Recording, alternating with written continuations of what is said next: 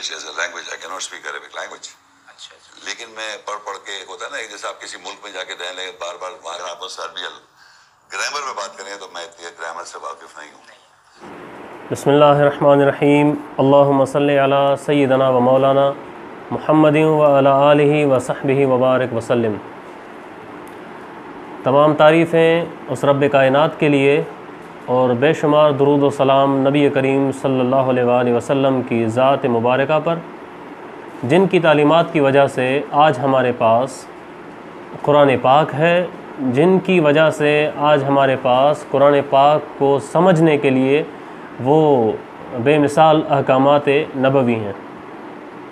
मुझे मोहम्मद शेख साहब की और उनके पैरोकारों की ये बात समझ में नहीं आती कि वो क्यों हदीस पाक से वो क्यों जान छुड़ाना चाहते हैं। हदीस रसूल सल्लल्लाहु अलैहि वसल्लम का इनकार करने की ये जो बीमारी हमारे माशरे में बढ़ती जा रही है, या ये जो नाकाम कोशिश करने जा रहे हैं, तो मुझे इसकी वजह समझ नहीं आ रही कि ये इनका एक लॉजिक भी तो कोई बात होती है ना, तो ये इलॉजिकल एक एस्टेब्लिश करते हैं अपना पॉइंट। वो अपना मुकदमा पेश कर रहा है लोगों के सामने, और वो अल्लाह की बारगाह में भी पेश हो रहा है, और मैं भी अपना मुकदमा आपके सामने, लोगों के सामने अल्लाह की बारगाह में पेश कर रहा हूँ। वो क़यामत के दिन जब उसका हिसाब व किताब होगा तो तब पता चलेगा कि किसका मुकदमा सही था या किसका गलत था। तो अपने एक केस को इस्टेब्लिश करने के लिए सबसे पहले जो शेख साहब बार बार डिनाई करते हैं कि हदीस रसूल की हमें क्या ज़रूरत है, हदीस रसूल के बग़ैर कुरान पाक हम समझ सकते हैं, या कुरान पाक फ़ुरक़ान है। बार बार वो आपने ये उसकी मशहूर क्लिप सुनी होगी, वो कहता है कि भाई कुरान फ़ुरक़ान है, कुरान फ़ुरक़ान है। तो इस बात से डिनाई कौन करता है? इस बात को इनकार किसने किया है कि भाई कुरान फ़ुरक़ान नहीं है? जो बात तुम समझाना चाहते हो वो सीधे तरीके से कह दो भाई हदीस की कोई ज़रूरत नहीं हमें, उसके साथ बाइबल की मिसालें दो, उसके साथ तौरात की मिसालें दो, उसके साथ फिर आप उल्टी सीधी मिसालें पेश करके कहो कि कुरान की जो मंजिल है, कुरान का जो मकाम है, ये लोग कम करते हैं। हालांकि ऐसा नहीं है।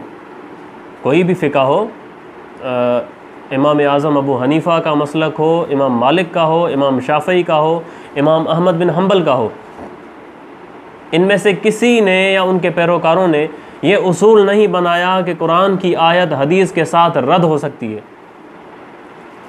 जब इस बात को हम मानते हैं कि कुरान ही है अल्लाह की किताब, लेकिन उसके अहकामात की तशरीह तो नबी करीम सल्लल्लाहु अलैहि वसल्लम ही करेंगे ना। या कुरान डायरेक्ट हम पर नाजिल हुआ या सहाबा इकराम पर नाजिल हुआ?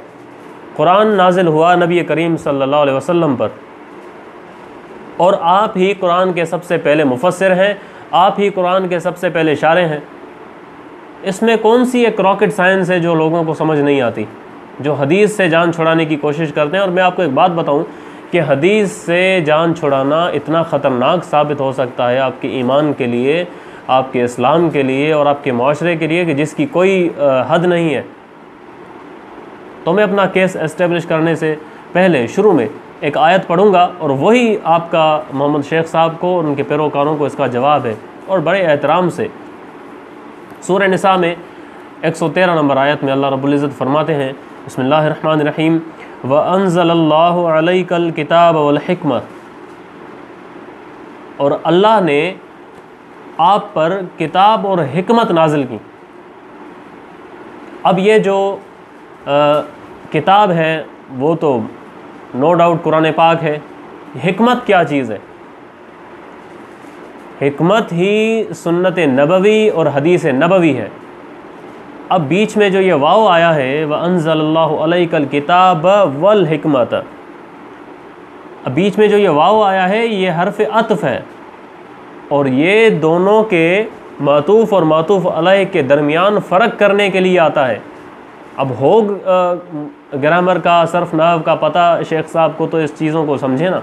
जब वो ख़ुद एडमिट करते हैं कि भाई मुझे अरबी ग्रामर अगर आप बात करेंगे तो मुझे नहीं आती, तो जब आप कुरान की लुग़त ही नहीं समझेंगे, कुरान की ज़बान ही नहीं समझेंगे कि भाई बात किस टेंस में हो रही है, प्रेजेंट है, पास्ट है, फ्यूचर है, या ये जो हर्फ अत्फ बीच में है ये क्यों है। अब किताब तो हो गई कुरान पाक, हिकमत क्या है?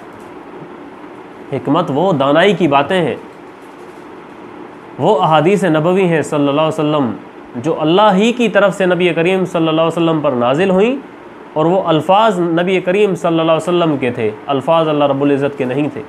फ़र्क सिर्फ ये है। जो सूरह नजम में अल्लाह रब्बुल इज़्ज़त ने फरमाया वमा यंतिकु अनिल हवा इन हुवा इल्ला वह्युन युहा, ये अपनी ख्वाहिश से कलाम नहीं करते। नबी करीम का एक एक लफ्ज़ अल्लाह रब्बुल इज़्ज़त की तरफ से वही है।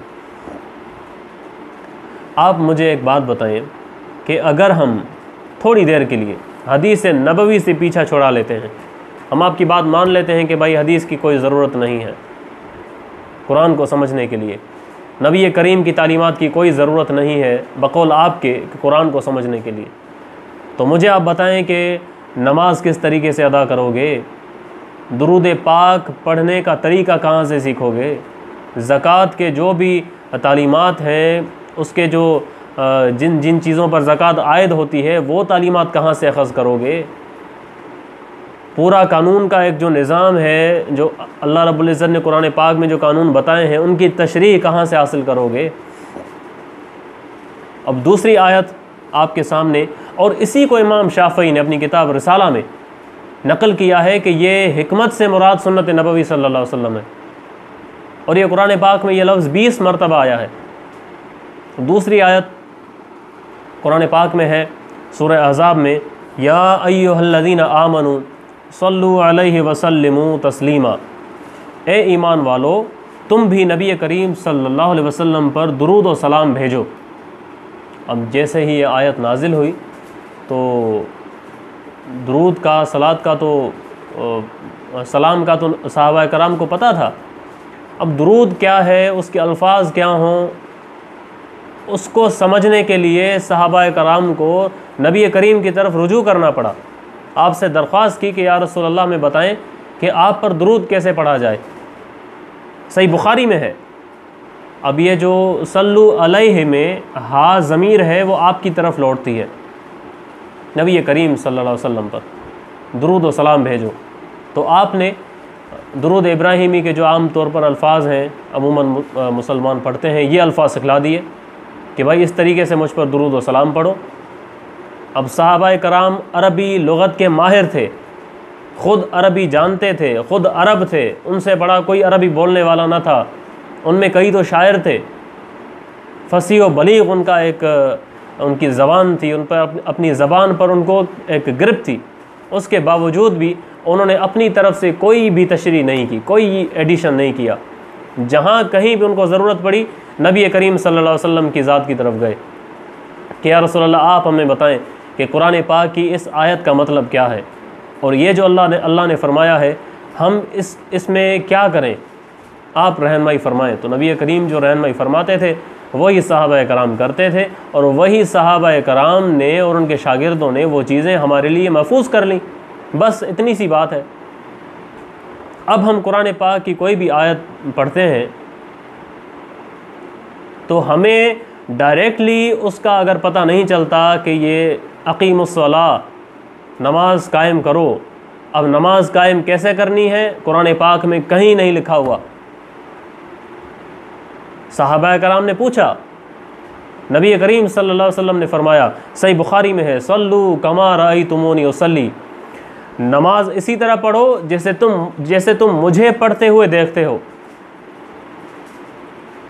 सहाबा कराम से बड़ा तो कोई आलिम, फ़क़ी, मुफस्सिर नहीं था ना उस दौर में। तो सबसे पहले मुफस्सिर कुरान, सबसे पहले मुअल्लिम इंसानियत के पास उनको जाना पड़ा। या रसूल अल्लाह बताएं नमाज कैसे पढ़ें। नबी करीम ने कहा कि जैसे मुझे देखते हो वैसे पढ़ो। प्रैक्टिकली आपने नमाज पढ़ के दिखाई, वो सीख गए।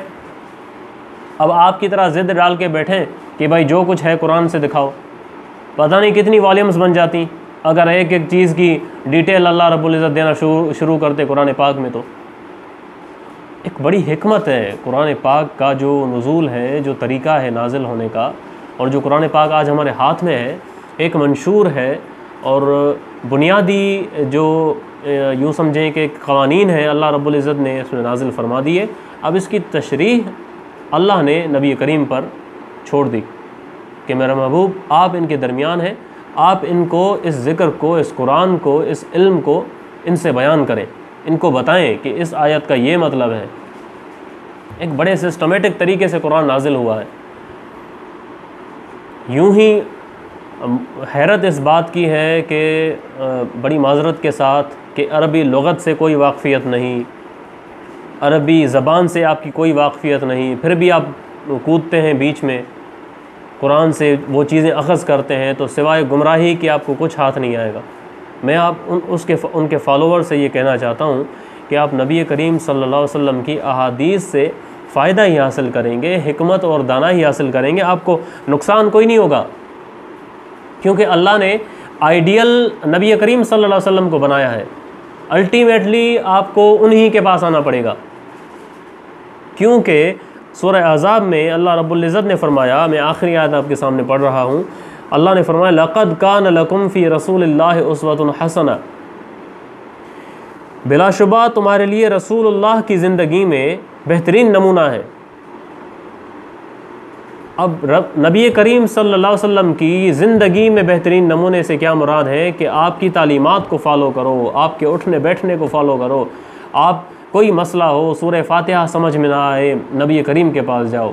सूरह बकरा में जो इरशादात हैं वो समझ में ना आए, नबी करीम की तरफ जाओ। अपनी घरेलू ज़िंदगी में कोई परेशानी है, नबी करीम की तरफ देखो। मुआशी ज़िंदगी में जो परेशानी है, मेरे नबी की तरफ जाओ। सियासी ज़िंदगी में परेशानी आ रही है, नबी की तरफ जाओ। आपस में झगड़ते हो, मसले पैदा होते हैं, मेरे नबी की तरफ जाओ। सियासी मसले हों, मुआशी मसले हों, मुआशरती प्रॉब्लम्स हों, घरेलू प्रॉब्लम्स हों, आपके रूहानियत के मसले हों, अपने दिल का, कल्ब का आपका कोई तकलीफ़ हो, मेरे नबी के पास जाओ। हमने तो आप ही की तालीमात को अपनाया और आप ही हैं जिन्होंने हमें कुरान सिखाया। तो इतने लंबे लंबे लेक्चर्स रिकॉर्ड कराए कि कुरान क्या कहता है हदीस के बारे में, कुरान क्या कहता है सलात के बारे में। हाँ, कुरान ने अहकाम दिए, अकीमुस्सला, नमाज कायम करो। अब मुझे दिखाओ। ये मेरा सबसे एक सवाल है आपसे, आपके पैरोकारों से, कि कुरान में जो अहकामात हैं उनकी डिटेल आप दिखा दो कुरान से। आप क्या इस्लाम अपने पास रखना चाहते हो, या आप कौन सा इस्लाम लोगों को देना चाहते हो बग़ैर हदीस के, बग़ैर रसूलुल्लाह के? आप किस तरह नबी करीम की शख्सियत को और उनके स्टेटस को, उनकी तालीमात को साइड पे करना चाहते हो? आप कुछ भी कर लें, नबी करीम सल्लल्लाहु अलैहि वसल्लम की ज़ात को, उनकी तालीमात को और उनकी शख्सियत को आप यूं ही साइड पे नहीं कर सकते कि भाई बस अल्लाह का कलाम हमारे पास आ गया, अब हमें हदीस की कोई ज़रूरत नहीं है। ये आपके इस्लाम की इस तरह से बर्बादी है, आपके ईमान की बर्बादी होगी, आपके दीन और दुनिया की बर्बादी होगी। क्योंकि हमारे पास जो भी तालीमात हैं कुरान समझने के लिए, वो नबी करीम सल्लल्लाहु अलैहि वसल्लम की हैं। और इसमें मज़ीद बहुत जिहतों से, अलग अलग तरीक़ों से बातें हो सकती हैं, लेकिन जो एक सोशल मीडिया का जो आजकल एक तकाज़ा है, उस हवाले से मैंने बहुत वसी और बहुत मुख्तसर अंदाज़ में अपना एक केस आपके सामने रख दिया है। उम्मीद है कि आप लोग जो ब्रॉड माइंडेड और आज़ादाना ख़्याल के मालिक, ये समझकर कि हम हदीस से जान छुड़ाएं, ये मुल्ला लोग फंसाते हैं, नहीं, ये एक साजिश है internationally. We are Muslims, we are not mullahs. हम मुसलमान हैं, आप भी मुसलमान हैं, हम भी मुसलमान हैं, कलमा पढ़ते हैं नबी का। तो अगर कोई हक़ की बात करता है तो एक्सट्रीमिज़म का इसमें कोई सवाल नहीं पैदा होता। लेकिन अल्लाह ने अक़ल दिया है, जहन दिया है एक बात को समझने के लिए, तो आप कम से कम रसूलुल्लाह के उन अहकामात को और आपके इरशादात को नहीं भुलाओ। और आप सबसे बड़ी बात मैं आपको बताऊं, ये तो कह देते हो कि हदीस जो है लोगों ने लिखी है और हदीस जो है वो रसूलुल्लाह के बाद लिखी गई, तो ये कुरान पाक किसने तदवीन का, किसने हुक्म दिया? नबी करीम सल्लल्लाहु अलैहि वसल्लम की हयात मुबारका के बाद हज़रत अबू बकर सिद्दीक़ के दौर में हज़रत ज़ैद बिन साबित ने कुरान पाक को मुदव्वन किया। उन्होंने तरतीब दिया, उन्होंने लिखा, उन्होंने कॉपी बनाई, उन्होंने डिस्ट्रीब्यूट कराया। हज़रत उस्मान गनी ने इसको मुख्तलिफ़ क़िरातों से एक क़िरात में जमा किया। वो भी तो नबी करीम के बाद हुआ ना सब। फिर तो किसी चीज़ की असल ही नहीं रह जाती, फिर तो हिस्ट्री भी ख़त्म है। फिर तो कोई, जब आप एक इतनी बड़ी मुस्तनद सीना बसीना एक सनद के साथ अहादीस को जो रिवायत किया गया है, अब जब आप खुले आम उसका इनकार कर देते हैं कि भाई ये नहीं है, तो फिर हमारे पास क्या अथॉरिटी रह जाती है। ये मेहनत करने वाले, कुरान पाक को समेटने वाले नबी करीम सल्लल्लाहु अलैहि वसल्लम के सहाबा थे, आपके शागिर्द थे, आपके तरबियत याफ्ता थे। अल्लाह हमें समझने की तौफीक अता फ़रमाए। वमा अलैना इल्लल बलागुल मुबीन।